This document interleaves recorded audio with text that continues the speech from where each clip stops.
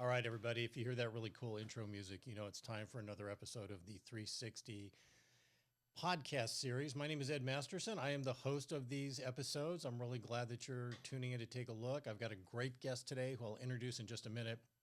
But I want to remind everybody, the podcast series is sponsored by 360 Executive Suites and owner Fred Arnold.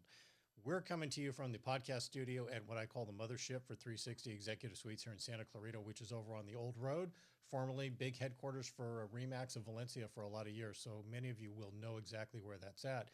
I mentioned the location because here in the building, in addition to this world famous podcast studio, Fred also has the new home center up on the second floor of the building. So if you're interested in getting information about a new home here in Santa Clarita, great place to come. There's interactive information. Make a little appointment or just drop in. Fred has a great team here on site. Chance Stevens is here and they can kind of walk you through some of the information. Also, if you're looking for a place to do some work away from home, I call it your business home away from home, 360 Executive Suites is a great choice for that as well. There's this location and 3 other state-of-the-art business properties that Fred has here in the Santa Clarita Valley. So check that out. We'll put up a graphic at the end of the episode with some contact information, and I know they'd love to have you guys drop by and say hello and get to know Fred's team. They're amazing. Plus, you'll run into a bunch of your friends from Santa Clarita that work in all these different office complexes that Fred has people renting space to. My guest today is somebody who is extremely involved in our community. It's a pleasure to have her on this show. She is currently serving, among other things that we'll talk about, currently serving in her second term as chairwoman of the Valley Industry Association here in the Santa Clarita Valley. For those of you not familiar with it, it also goes by the acronym of VIA, VIA, Valley Industry Association. Really happy to have her on the show. We're going to talk about a lot of cool stuff. Please welcome Selina Thomas. Oh, thank you, Ed. It's so nice to see you, and I'm honored to be a guest. And I am also a tenant here, so if you want to come by, you can always come visit. I will. And you know what I forgot to do when I introduced Selina Thomas was this. Oh, thank you so much. Try to get as much mileage out of these cues as possible. Yeah, thank you. Well, thank you for coming on. I mentioned the VIA chairwomanship. You're now in your second term. You're about a year and a half in, almost. Yes. And we're super appreciative. I'm also on the board with Selina at the Valley Industry Association. We're so grateful to you for coming in 2 years in a row on that. Tell us a little bit about what that experience has been like for you. It has been really full circle, having started as a member, really wanting to get connected with business owners, the community, our business leaders, our community leaders. It made sense when I started 6 Degrees now 11 years ago. And so people often saw me at those events, you know, really just trying to root myself in the community, but really develop my brand with other businesses. And 11 years later, it has been separate from being full circle. It's been a privilege to serve. It's happening so fast, like literally a year and a half in. And we've got all these great events coming up that, you know, gets us more momentum with businesses, and especially with so much coming towards our community. I'm always proud to be able to say that I'm the chairwoman for VIA. So, Well, we're honored to have you. You do a terrific job, by the way. You mentioned your company, and for those who may not be familiar with it yet, which would be very few people, 6 Degrees HR Consulting. So it's 11 years now that you've had that company. Yeah. What drew you, or what was the flashpoint, Selina, for you to enter into the world of human resources as a career? Yeah, truly, the flashpoint was coming out of another career. And I think as a life coach, you can relate to people's kind of evolution in moments where they have kind of the split in the road of like, am I going to continue this or am I going to? And so I was previously a social worker, and those skills really come in handy working in HR. And ultimately what happened was I knew that it wasn't a industry that I could serve in and not be personally affected. And so proud of all the first responders and people that can work in that space and it not stay with them. But I, at that time, was having my girls were all now in college and graduated college, but I knew that I could not serve in a capacity where I could remain objective. And I still wanted to help people. And at that point, I was already interested in the field of HR. And so a lot of those skills are transferable. And obviously, in what I do now, are necessary. So I went into HR. I have a master's in HR, and then I got my license, which allowed me to open a practice. And that's the differentiator between someone who just has an HR degree versus someone who's certified, because that certification is ongoing. It's really a living certification. You have to get continuing CEUs. You have to be abreast of all the mandates. And as you know, with all the things that we came out of with COVID, that was really what accelerated 6 Degrees. We were already 7 years in business when COVID happened, and we became really the go-to agency on helping people get back to operations and employees figuring out how to navigate from hybrid to back in person. And a lot of the things we kept, and a lot of them, we said, listen, we've got to get back to business. We've got to get back in person. And it's very important to develop policies that allow us to marry both of those things. And so it really suited me more as a person, Right. and professionally. There was such a niche for it. And so Santa Clarita is fertile soil for small businesses. So I literally did that. Yeah, it is. It's you talk about the transferable skills from the one profession to the next, which I would imagine you kind of did the real life, real time thing that everybody was talking about during the pandemic, which was pivoting, right? So you Yeah. took these skills you had acquired in the social worker space, like you said, and then we're able to take those now into this world that you work in now. And to your point, I think a lot of those would come in very handy because I'm guessing, my wife's an HR professional as well, but I think the people that are pros in your world, you are working a lot of times with people that are nervous or not sure of certain directions they should take, and you're there as an Absolutely. expert to guide them, as evidenced by your certifications and your licensing and all that kind of stuff. Yeah. And years of experience really kind of sharpens you as a practitioner. I think for me, being extended into many different industries has really honed my skills as a practitioner because I'm working with construction companies one day, a doctor the next. Right. A lot of our attorneys here in town, we're collaborative power partners. I work very closely with John Shaffery and Paul Shaffery and Brian Kegley. So we're constantly, um, iron sharpens iron. We're constantly working through what does this legislation mean in real life, and how does it go into a policy, and then how does that translate into real day-to-day operations. It really comes from, I don't know if you remember this when we were younger. I'm aging myself, but remember that cartoon? It was like a bill's a bill, and then it was like a little cartoon, and then he became Right. law. Yeah. I use that analogy a lot. And what happens with mandates is that it becomes something like that, Yeah. and then it becomes like I'm really born into something that is tangible for people. And so when you marry all that together and then you're constantly engaged, so when they say practitioner, that really is truly who I am, and I prescribe to that every day. And so I get sharper and sharper in my skills, but that's always to the benefit of my clients and eventually ultimately the community. You're right. The legal field and the human resources field are they are so complementary with one another. You're Truly. right. And I'm sure the legal guys, there's a lot of information passed back and forth and observations and trends and ideologies and things that you guys talk about, right? And I love that term, Absolutely. iron sharpens iron. That's a great Yeah. term.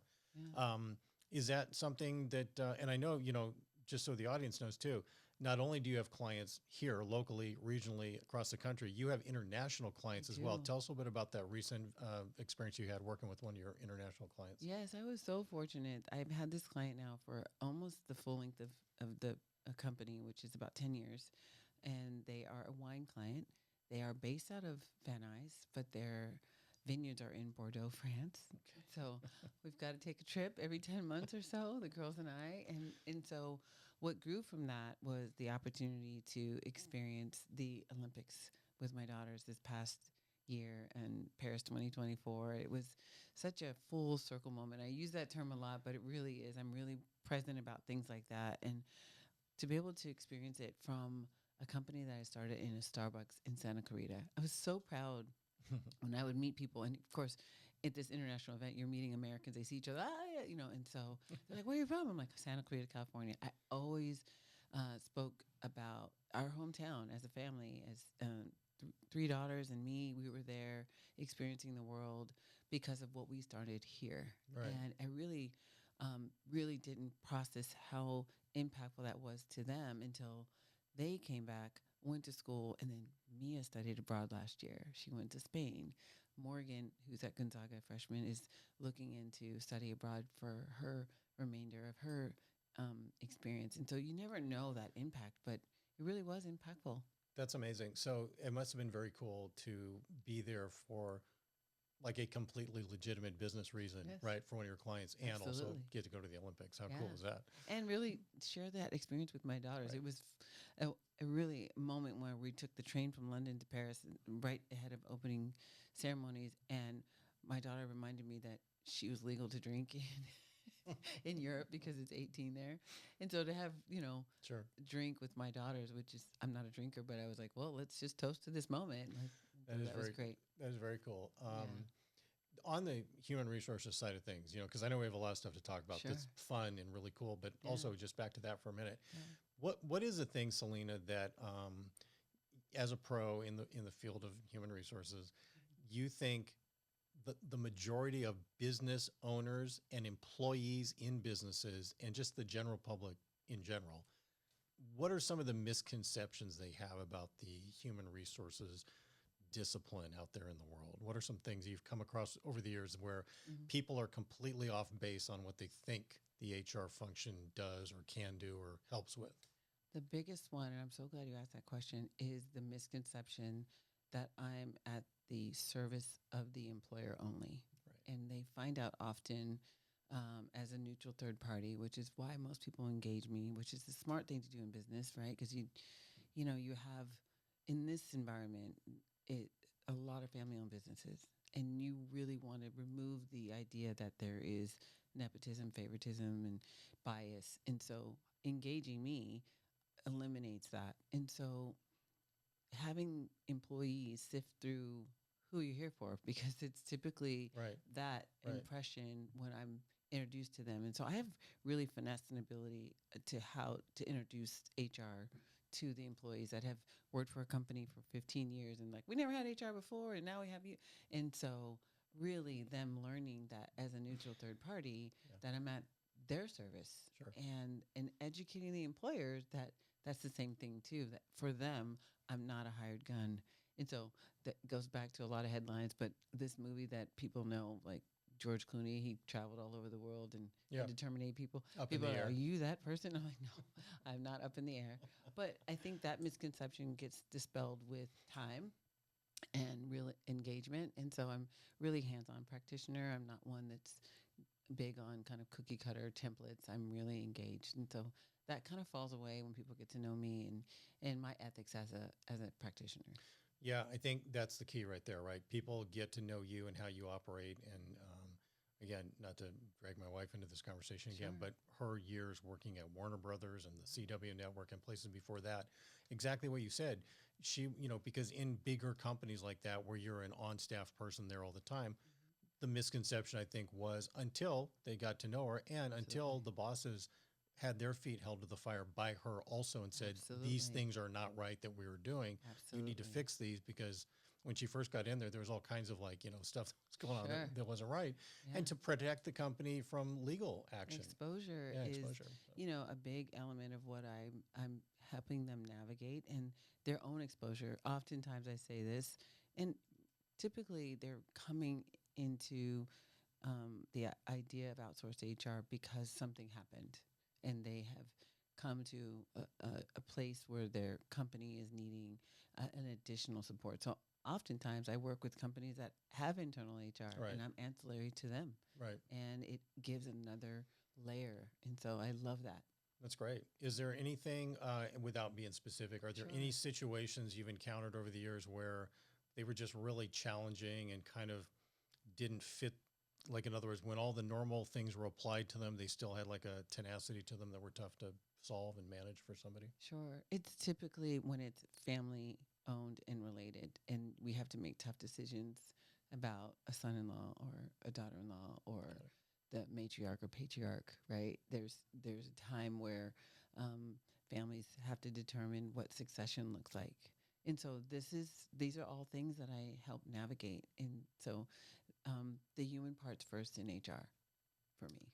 Yeah, that's true. I didn't even think about that part. Family members. Yeah, Yeah, that might be absolutely. tough to manage sometimes, right? Especially in this landscape, we have so many family-owned companies, and that we can all think of that are really brand to our community. La Cocina has been a long time Yeah. client of mine, Yeah. right? Yeah. Everybody loves La Cocina. Everybody. Family-owned, All of the kids are in the business. They all have their own locations. And so we navigate in all the best ways, right? Because you still have that family dynamic involved, and you still have to have someone that's helping keep everybody on track, and let there be, some continuity between each location, yet nuance to the individual sibling that owns. And so that's been really fun to work with them. Is there ever anything that comes your way that you kind of take a look at it and say, I just, either I don't feel like I'm going to have the time to add that into my current caseload, or there's just something about it where you decide, no, I just don't want to be involved in that?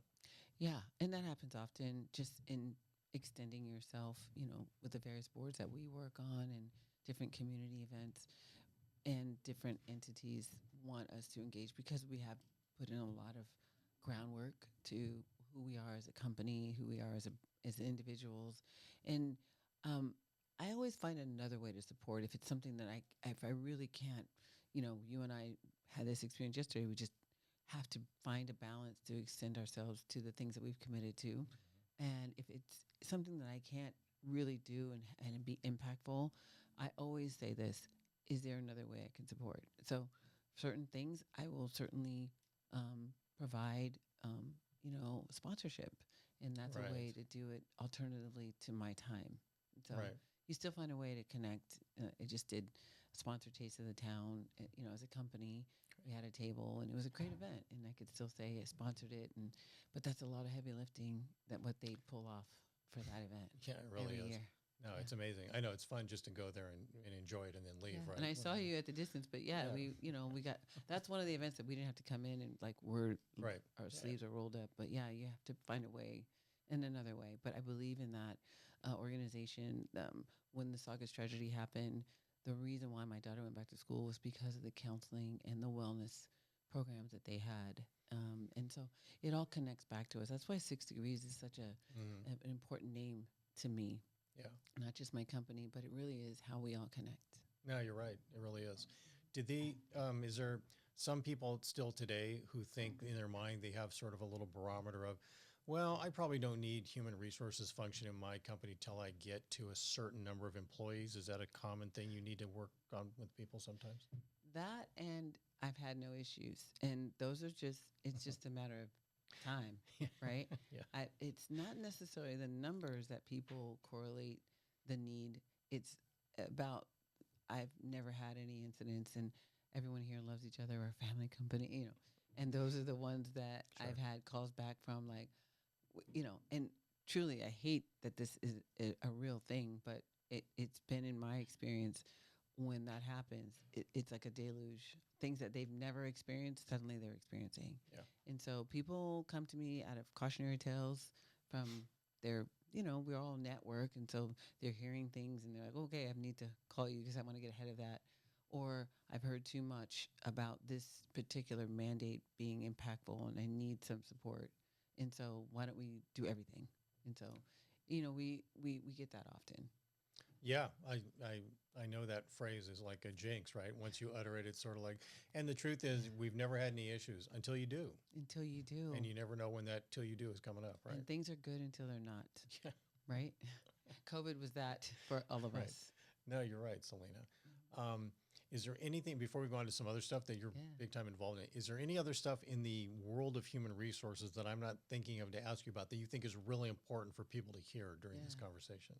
Yeah, I think the biggest is that right now, workplace violence prevention is something that OSHA it passed 2 years ago. They kind of give grace for a year for people to know that there's such a thing, and then they start to check for your plan. So, workplace violence prevention, every employer with over 5 employees must have a plan, Okay. and it really speaks to readiness, preparedness, and being able to respond, even if it's something that you never think will happen to you. Hmm. I think we can all relate to that. But then August happened, Yeah. right? So workplace violence prevention, I think if people don't have that on their radar for being something that their workers' comp will check on and OSHA, that is the thing right now. So would that be, and I obviously you can be hired as a consultant to come in and help put those things in Develop your place. plan and train you. And then I have resources connected to that. Jay Blair Group Yep. being one of them, who we just had a visit with, they would train you on the active shooter components of it. So there's components to the plan that are required to be delegated to a specialist, a certified specialist. And so that if people haven't really resonated with that, that's something that they'll start to hear or start to get notices about. We need a copy of your plan. We need to know what your, you know, who your internal administrator is and your external. And so this is another mandate that, really naturally engages someone like me. If you don't mind me asking, is it different for each company, or is there a set of standards that says you need a plan that Yes. covers the following categories: Yes. active shooter, fire, evacuation, that Communication, yes. So Okay. there are universal components to it, but then it becomes nuanced to you in terms of what your logistics are. Kind of thing? Okay. And so if you have multiple locations, you have to make sure you have one in each location. Like I have a client next week that I'm training, and they have 4 different locations. And so each team is going to be trained at different times. Wow. So that's for companies with 5 or more 5 or employees. more with public access. And so that's important too. Wow. So if there's no public access, there's that, exemption. So is that something where And remote workers, of course.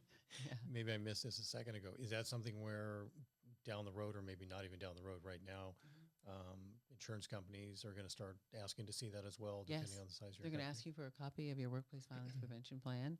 They might try to sell you kind of a cookie cutter one, but you'll still need to engage specialists for the different elements that require that.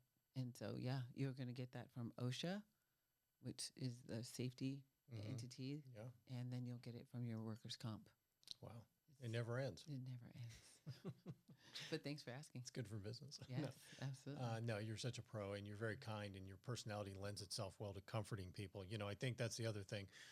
A lot of people have the same skills and qualifications, but how are they interfacing with people one on one and bringing a level of confidence and sort of, serenity to the process to Yeah. explain things to people, right, in a way that doesn't make them even a little bit more nervous about what they have to do. 'Cause that expertise is really something I've developed, and it can be intimidating and so much to hear as an employer of what we have to do and what we've missed. And I always try to give things in this way in very small bites, right? Mhm.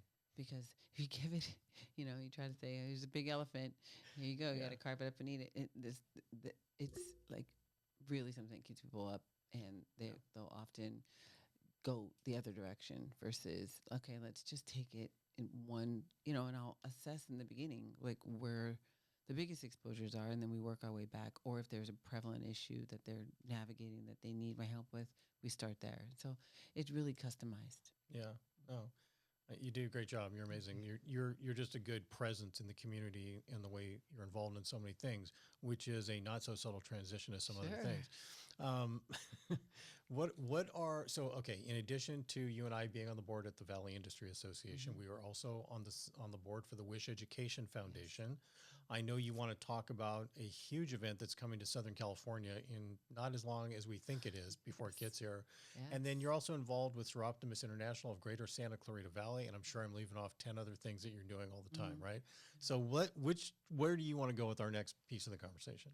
Well, definitely. I'm so excited because I actually just had some email exchanges with folks at the city about LA 28. And obviously, you're right. It is not so distant, but it is in the sense that people think that we have time. Whereas, really, when you get the bid, there's so much that you need to do just to prepare. And then you throw in things that no one expected, like the fires, right? Yeah. That's going to pull from our infrastructure that is building for the LA 28. So what the response has been is that, well, we're going to need to start to lean on some of our cities within close proximity. So this is where I'm excited because even in advance of the fire, I penned an article for the Signal on the whole concept of people getting ready for how they can serve as a business the games. Yep. And when I was in Paris, a lot of things that I was looking at was who was involved. And in that city, it was everyone from the bakers to the barbers to all the small cafes. Everyone benefited from the world visiting. So it's just like when your mom on Sunday, you got company coming and the house got to get clean and you got to, right, everybody's got a job. that's exactly what this is like. Right. And so if businesses start to prepare themselves for being a part of it, and so that's why we're kind of in preliminary conversations with the city on how can we have procurement opportunities for businesses to support the the world visiting. We got company coming. You're right, Yeah. Selena. And, with Santa Clarita being the third largest city in LA County, it's not as if we are not on the map, right? We It's are, not so subtle, right? right. We Yeah. are somebody that the city that LA would lean on, and a lot of the venues are outside of the city Right. itself, right? Yeah. But when again drawing back from my experience there, I saw how a lot of the athletes were housed in areas that were closer to their venues. So that would be something to think about. There were support services that were provided that came in from cities that, on the outskirts of Paris, which was at that time very heavily fortified. So I'm always thinking, how can I lend support to the bigger picture? I was thinking about John Blair, who's a protection company, Right. all the dignitaries that are going to come. So I said, John, this is you all day long. So if you think about companies and what they do as a specialty, there is still a role that they can play. And so that's kind of really where I want to close out my chairwomanship at VIA and use the next 2 years after that, kind of all has kind of fallen in place to really start to be an advocate for how businesses in Santa Clarita can gain procurement opportunities and being a champion for that. No, you're doing a great job so far. And like we talked about, I think a week or so ago, uh, again, to your point, it feels like it's a little ways off still. But when you need, as a company, for example, to get through the approval process to do business with the County of Los Angeles, the Mm. City of Los Angeles, Right. all those things are going to start getting clogged the closer you Yes. get to the event. Right. And I think, the process is not that bad to It isn't. get, approved as a vendor or a preferred vendor, Correct. whatever it is, right? Right. So I think that's great that you're already talking about it. And I Yeah. know people hear that and go, yeah, okay, but they still think they've got more time. This would be the time to really get involved and get all that taken care It of. is. Yeah. And the best example that we can all think of right now is something that happened 2 and 3 years ago that I got, which was the Real ID. Then yesterday, right? My daughter calls me like, "Oh my God, I have to fly home. It is May 7th." I said, "Yes, you do." And guess what? You have the Real ID because when you got your license, I told you then, make sure you get it because it's coming. It's upon us, right? So you're either going to get in the long line for people that don't have it, or you're going to be right on through. So it's no It's fun. different. I think Yeah. I think it becomes relatable when you have something that's in front of you, and everything that I do is like, if you're preparing for today, tomorrow is so much easier. You're 1,000% right. There, Yeah. we did the same thing with the real IDs. Mhm. We all did it, whenever the last time around was. But Yeah. now you're right. I was like, oh God, I'm Yeah. glad I have that thing. Exactly. You're not thinking about it. Just try flying domestically. Right. She's coming from Gonzaga. She's coming from Spokane. Yeah. It's not like she's coming from abroad. Imagine, right? So it's like that. And so I look forward to really continuing what we're doing at VA. We've got a huge workforce development conference coming. That's a week from today. Yeah. So excited about our keynote speaker, Seth Madison, just blew everyone away last year, coming with a huge power partner speaker, Kim Lear. And then we have some great fireside conversations with, Mark Schrammick, who's on our board Yep. now. Adele Villalobos, he's amazing. He spoke for us last year. Right. And then, we've got Ricky coming, from Pleasant view. from Pleasant View. Yeah. And so very well-rounded conference that brings people from the valley, from everywhere. And so I'm excited about that. Yeah. I think the thing you do, Selena, really well is you start conversations and people thinking of things. And then my theory on that, especially with workforce development, Yeah. the more there are, of course, experts in the field that are very qualified to hold the positions they do in county and city and federally, et cetera. But workforce development is like kind of a one person at a time, business at a time sort of thing when it's all said and done. The tapestry of creating these opportunities for companies to fill jobs and potential employees to find jobs, it's a huge thing. And it's an ever changing landscape because every day that goes by, something changes that changes that landscape. Whether we Yeah. realize it right away or not, it does. So I think the more people that are talking about it, thinking about it, discussing it, like we're going to do at the Workforce Development Yeah. Conference, I think that is one of the ongoing keys, along with a bunch of other things as well, Right. to keep that front and center for all of us to think about it and Yeah. bring our experiences and whatever level of expertise we have, I think all voices are very welcomed in that, because sometimes the ideas that we haven't thought of yet that somebody brings in might be Yeah. one of the crucial pieces to make things a little bit better, go in a Yeah. different direction.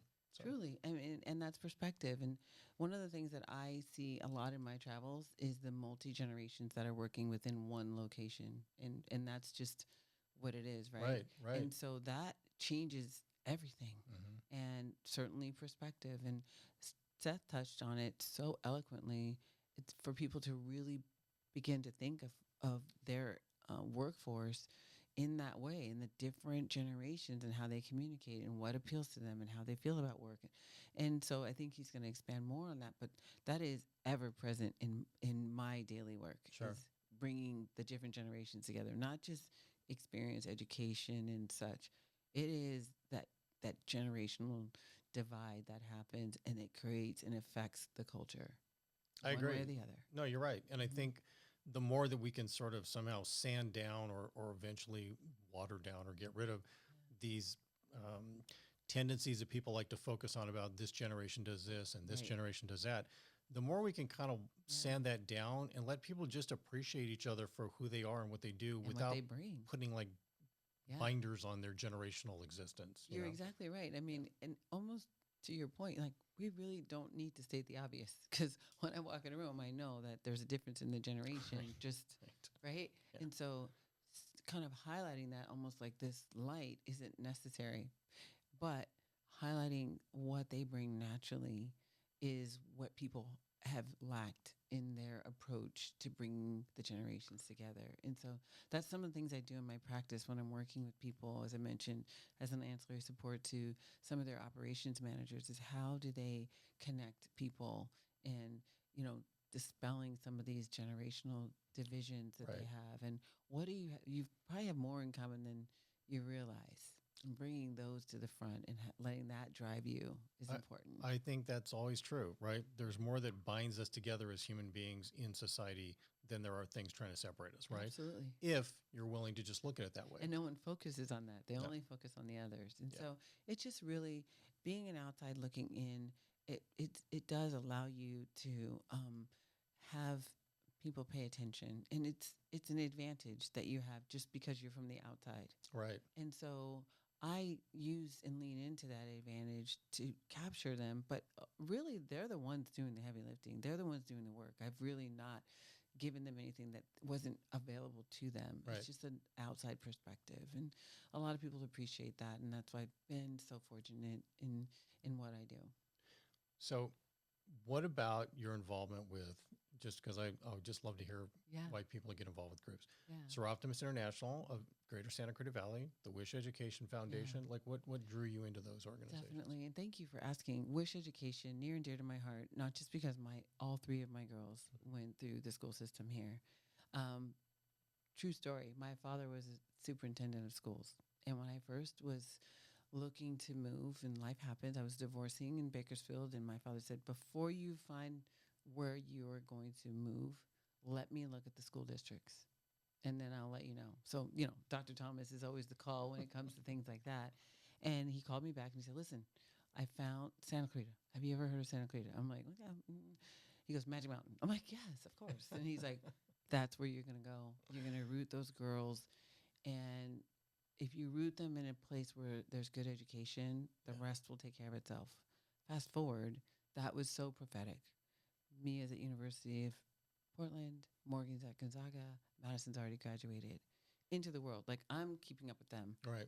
And this was not that long ago. This is 12 years ago. Mm-hmm. And the differentiator for me in paying that forward was Wish Education, and us being the stopgap between the things that the school district can pay for, which that wasn't the case before, but Right. now it is. Yeah. And that is the reality.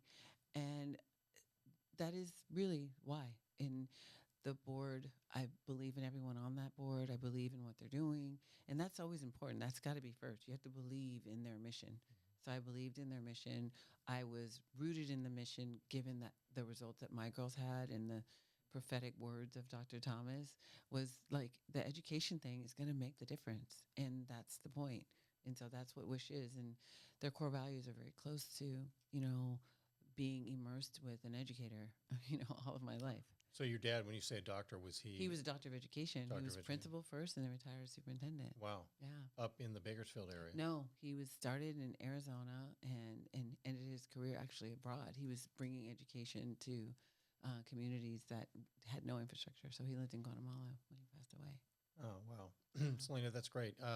So that's why. It is interesting when you grow up with an educator in the family. My mom was a high school math teacher. You see, I think, you see a different side So of that different. that equation, from the side of the educator Yeah. looking out into the world. So that's So cool. many teachers in our family too. So my sister-in-law is a principal of a high school. All my siblings, my sister's is a principal in Cleveland. I have, Wow. many family members that are teachers, and so that perspective is on the other side. And so then you marry that with your own kids that have to go through. You get to avoid some landmines, right? Just because you have some insight, but you also, and I don't want to be more advantaged than anyone else. I really want the playing field to be level, and that's what Wish Education does. It levels the playing field for those people that aren't maybe so fortunate. Yeah, no, I think we do some good work, right? There's Yeah. always more work to do, and there's always Yeah. money to raise, and it's a never-ending cycle of trying Yeah, to fundraise for absolutely. that. But it's a great group to be involved in. Yeah. Tell us about Seroptimus International, Greater So Santa Cruz Optimus Valley. International, when you tell me about an organization that supports women and girls, you have me at hello. And that's really the case with them, is Right. that they pay forward, and we have a lot of women in our community that are very fortunate, and they pay that forward. And so I wanted to be connected to women like that, and I'm that same way. I feel a great obligation to pay forward the blessings that I've had, and to those that are not looking for a handout, they're looking for a hand up. And I was given that opportunity, and so I'll always be mindful of that. And if it's an organization that does that, I want to be a part of it. Yeah, it is a great group. I mean, I've known, when I say involved with it, I mean, when I first got to work with the ladies of Seroptimus International, both groups actually, both Yes. groups in town, Yeah. it was, 25 years ago. And so they have been consistent and solid and never veering from the mission that they have. Real presence. Phenomenal. Yeah. And they always have some of the top community leaders like yourself involved. So it's a great It's organization. so fun. You've emceed, and I co-chaired a fashion show a couple years ago. I've been modeling it for the last 3 years, and it's a really fun event. It brings us together. We get to dress up. It is fun. Who doesn't want to do that? Yeah, they didn't ask me back, so maybe they didn't like me the last time. No, I'm just kidding. What about, if you don't mind, I want to go back because this is such a cool part of your background, I think. Yeah, And I'll get it wrong, so you can correct me. sure. But at one time, you were like a really big deal in the world of rodeo. Yes. Can you describe that to us? Because I think that's Yeah. so cool. I love horses, even though I don't have a horse. Uh-huh. Haven't ridden a horse in a long time. But Yeah. the fact that you were such a big deal and a professional, I want to say barrel racer, is that Yes, correct? Okay. That's correct. Tell us a little bit about And that. that's a fun fact you found out, and you were like, "What Yeah. else?"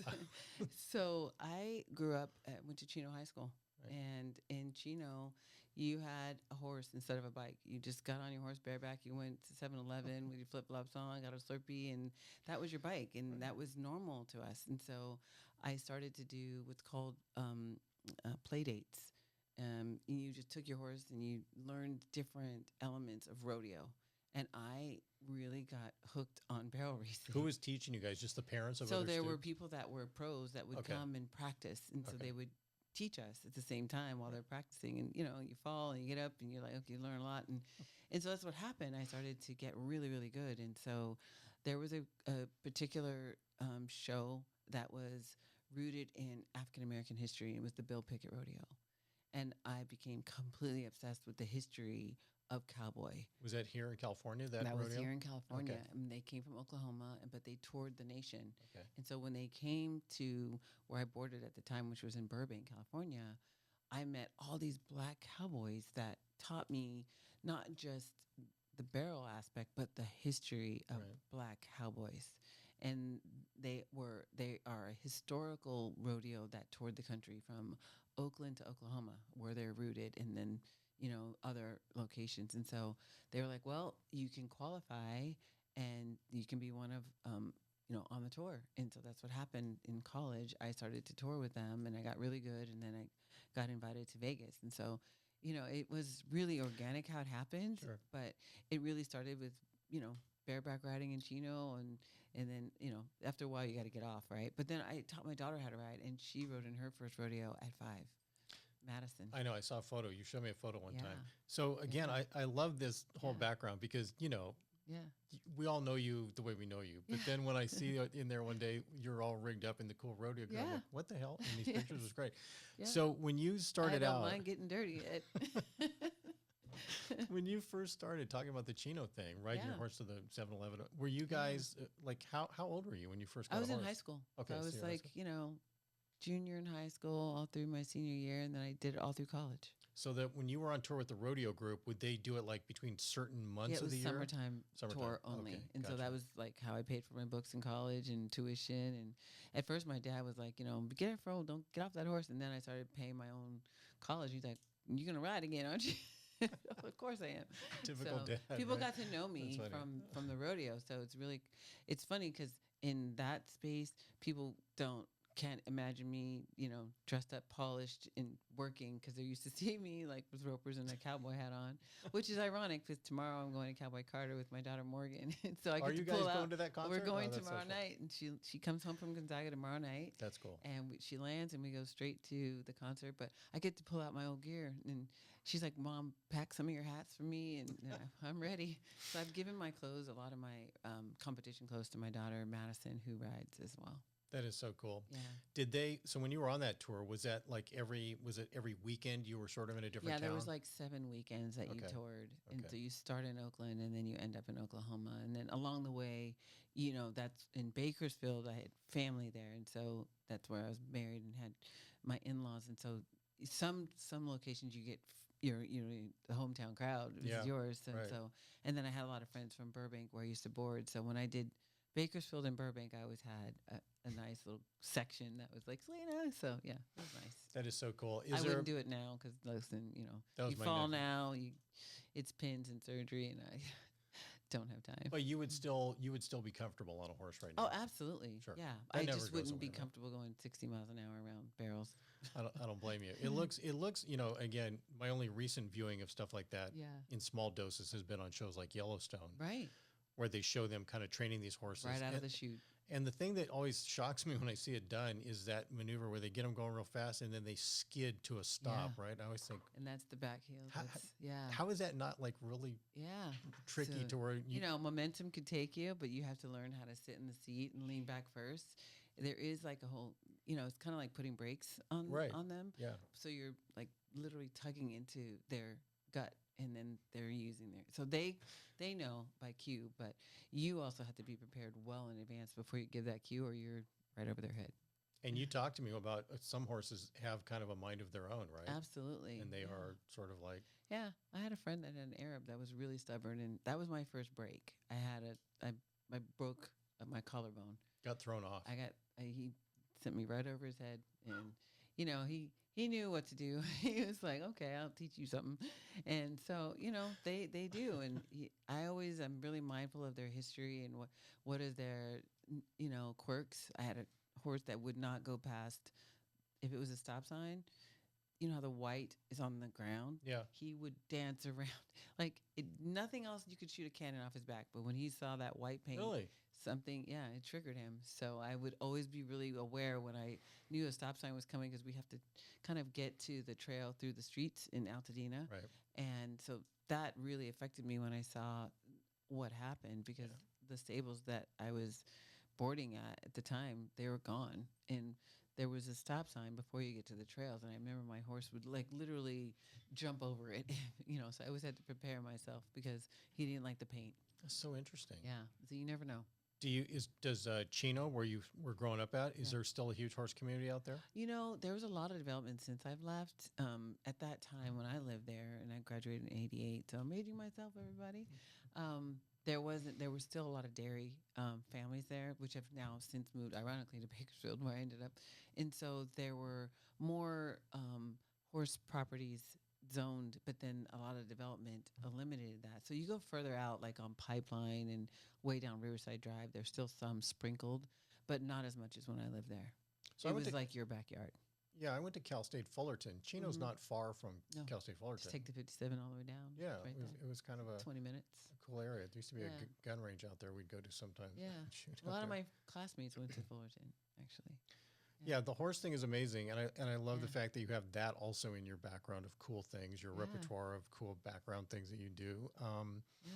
And I hope you guys have. You know what? Then the only time I get to wear any westerny kind of gear in Santa Clarita is either if it's a costume party for Western stuff, or to the Carousel Ranch event every year. Well, but you got Boots in the Park this weekend, so you can pull them out if you go to Central Park this weekend. I don't think I'll be- Another I don't- shameless plug. There you I go. won't be there, but you know, Good Boots in the plug. Park will bring people out. Yeah, I try to sort of straddle the line between being a complete wannabe and having like a minor amount of credibility. So. Right.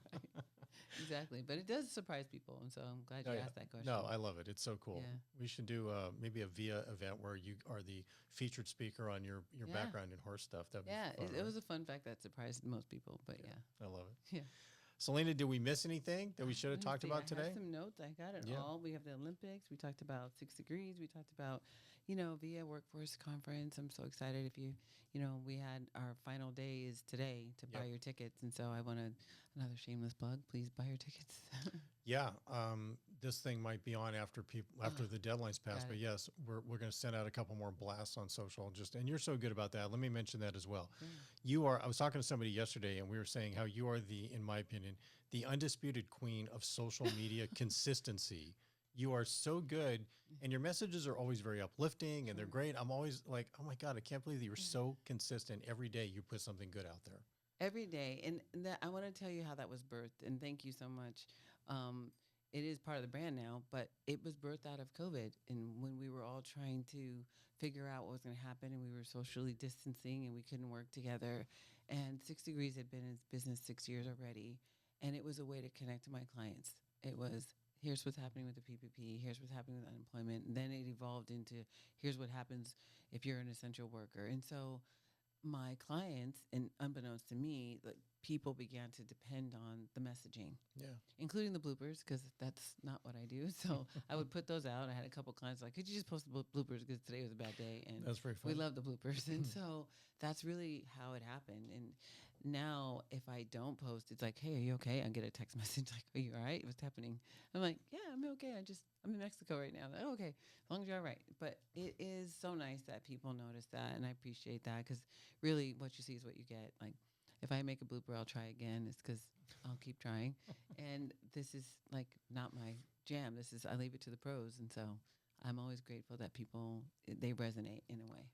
You know, I'm not a pro at anything in life, unfortunately, but you are great. I mean, because your messages, like I said, they're always very uplifting and positive and keeping people going in a good direction. And you're so consistent about it. Yeah. That's what's the amazing part about it. Thank So you. you do a great job on that. Thank you.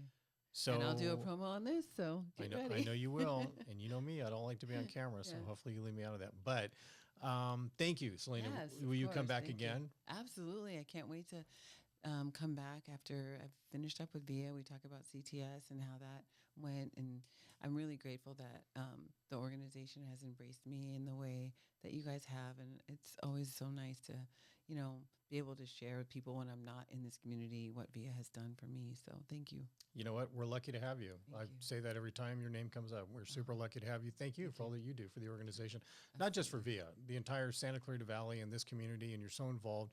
And I've never, ever, ever seen you not bring light into a room and be somebody that people want to go talk to, because you always have thank such a you. great presence about you. So Thank you so much. I it's an honor to appreciate be you. on the board with you at VIA. So, Definitely. Thank and you. with that, I'm going to say goodbye. We're going to hear some of that cool music again. Oh, good. Thank you all for watching on this. We'll put up a graphic just in a minute here at the end of this piece, so you can see contact info. If you want to come by, check out 360 Executive Suites. Remember, 4 state-of-the-art properties in Santa Clarita. This is I call it the headquarters. It's a flagship. The flagship. There you go. That's a good one. And also upstairs, the new home center, in case you're in the market. You don't have to be buying a home yet. Just come in and find out information for friends, family, anybody else who might be interested as well. Thank you guys so much. We'll catch you on the next episode. Take care. Thank you.